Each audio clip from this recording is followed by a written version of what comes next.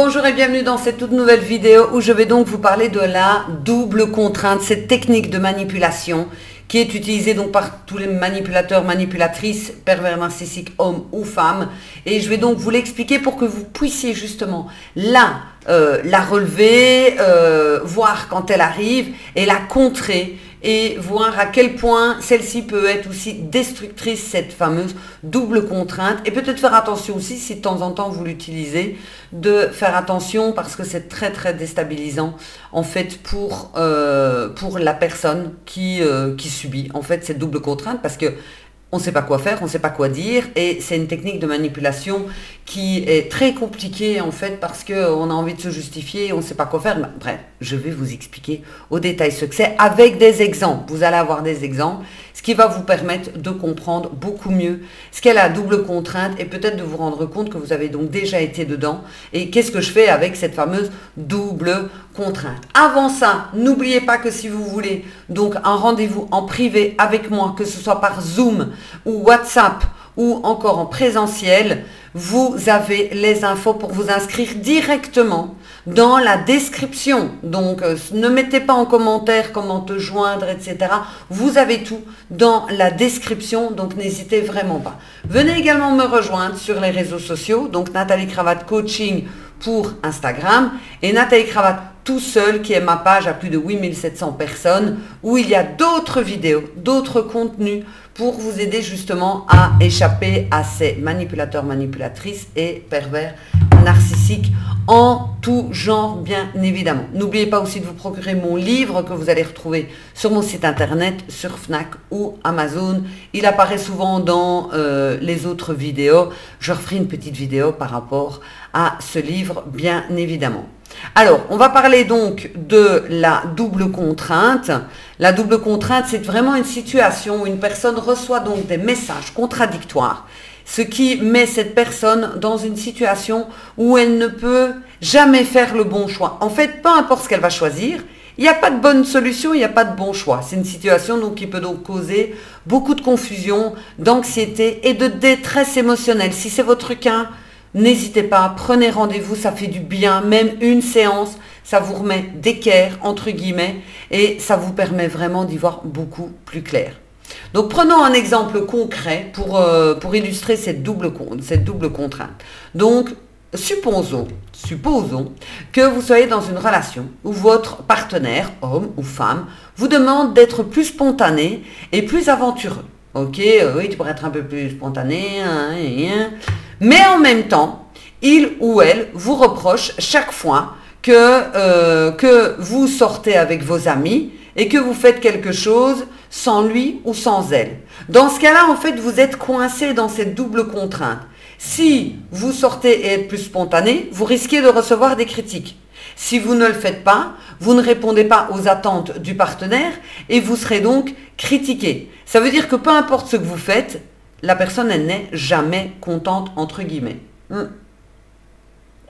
J'ai toujours mon petit café sur le côté.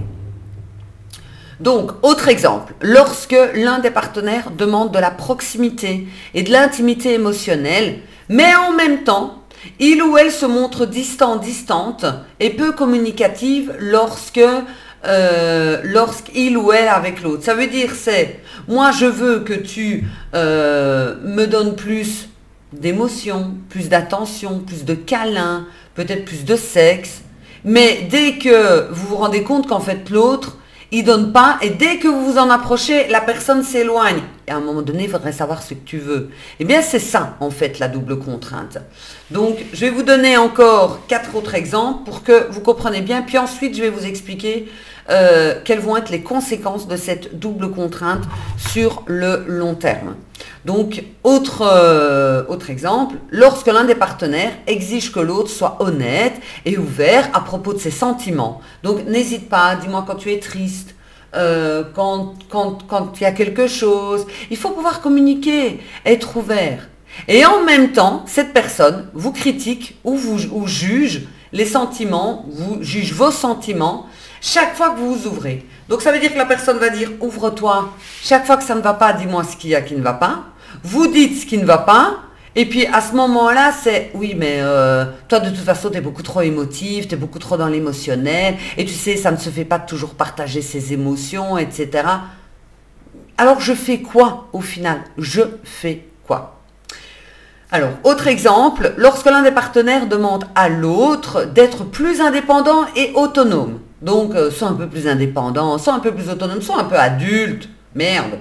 Mais en même temps, la personne, elle se comporte comme une personne très jalouse et possessive lorsque l'autre, justement, prend un peu plus d'indépendance et d'autonomie. C'est, tu vas où? Ben, je vais boire un verre avec une amie. Comment ça? Ben, tu m'as dit d'être un peu plus indépendante, un petit peu plus autonome, donc de faire les choses sans toi. Et là, la personne, elle pète un plomb parce qu'en fait, elle ne supporte pas cette indépendance et cette autonomie de l'autre. Double contrainte. Autre exemple, lorsque l'un des partenaires demande à l'autre d'être plus assertif et de prendre des décisions. Prends un peu des décisions, sois un peu adulte. Quelqu'un de ton âge, tu dois arriver à prendre des décisions. Mais en même temps, cette personne vous critique chaque fois que vous prenez une décision et la critique, on lui dit qu'elle n'a pas pris une bonne décision ou de toute façon, tu n'es pas capable de prendre des décisions. On est encore dans cette double contrainte. Et enfin, dernier exemple, puis je vais venir après sur le volet psychologique. Lorsque l'un des partenaires demande à l'autre de changer ou de s'améliorer dans certains domaines, mais en même temps, il ne reconnaît pas et ne valorise pas les efforts de l'autre pour changer et s'améliorer. Donc, par exemple, la personne va dire « J'aimerais bien que tu cuisines mieux. » Donc, parce que franchement, ce que tu fais à manger, c'est toujours la même chose. Donc, j'aimerais que tu cuisines mieux, que tu fasses un petit peu autre chose. La personne fait l'effort, elle fait les efforts, elle cuisine, etc. Et l'autre personne fait que de critiquer. De toute façon, ce que tu fais, c'est pas bon. De toute façon, tu es nul. Pourquoi est-ce que tu te casses la tête? Tu es nul. Donc, vous reconnaissez certainement votre compagnon, compagne, votre ex-compagnon, votre ex-compagne. Ça doit vous parler parce que moi, j'ai des dizaines et des dizaines et des dizaines d'exemples comme ça, parce que ça faisait partie vraiment du quotidien. Et à un moment donné, en fait, le cerveau, il ne sait plus, parce qu'il a envie de retenir le positif, mais en même temps, il y a du négatif. Et donc, ça élimine le positif et on ne garde que le négatif. Donc, plus le reste, si je reprends par exemple avec l'exemple de la cuisine, c'est je ne suis pas capable de faire quelque chose, je suis capable de rien, etc. Donc, la double contrainte peut vraiment avoir des conséquences graves sur notre santé mentale et notre bien-être émotionnel. Elle peut aussi nous mettre dans un stress chronique, d'anxiété, même de dépression, parce que chaque fois qu'on va faire quelque chose, qu'on va dire quelque chose, on sait que ça va être soumis à la critique. Peu importe. Et on a souvent affaire à des personnes où on se dit le lundi c'est blanc, le mardi c'est noir, le mercredi c'est gris. Décide-toi. C'est un peu la même chose. C'est tu n'es jamais content. Je vous parle souvent de mon ex-patron parce que ça me fait penser à ça. C'est Nathalie a un caractère fort, elle sait ce qu'elle veut, mais dès que je montrais mon caractère, ça ne va plus. Il y a un moment donné, il faut se positionner, quoi. Alors, comment faire face à la double contrainte? Parce que forcément, c'est quelque chose qui vous bouffe peut-être, et le but en fait c'est de pallier directement. Donc il existe quelques stratégies que nous pouvons donc utiliser pour faire face à la double contrainte. Tout d'abord, il est important de reconnaître que nous sommes dans une situation de double contrainte et de comprendre les messages contradictoires qui nous sont envoyés. C'est attends, c'est ça, puis ça, il y a un moment donné, il n'y a rien de logique. Ensuite, nous pouvons essayer de communiquer avec la personne qui nous envoie donc ces messages et essayer de trouver une solution qui convient à tous les deux. Donc, ça veut dire que vous allez remettre la personne face aux faits et face à ce qu'elle vous a dit. Ça veut dire, attends, hier, tu me dis que je dois être plus indépendante et aujourd'hui, tu me critiques parce que je suis plus indépendante. Qu'est-ce que toi, tu voulais dire par le terme être plus indépendante? C'était quoi? Qu'est-ce qui te pose un problème que j'aille prendre un verre avec une amie?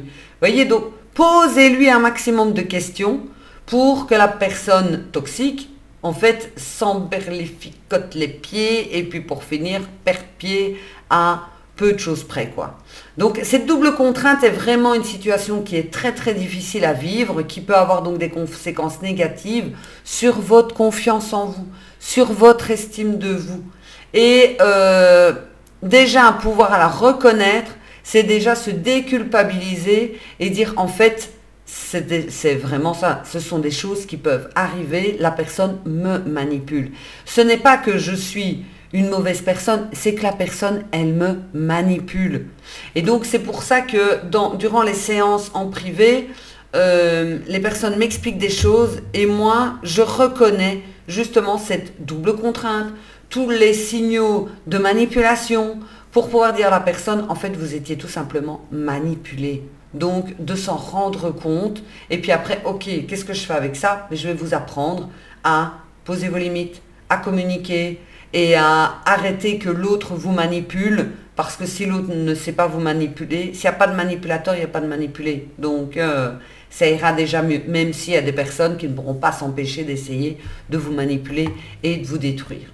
En tous les cas, un grand merci encore pour toutes les personnes qui mettent des commentaires, qui s'abonnent également.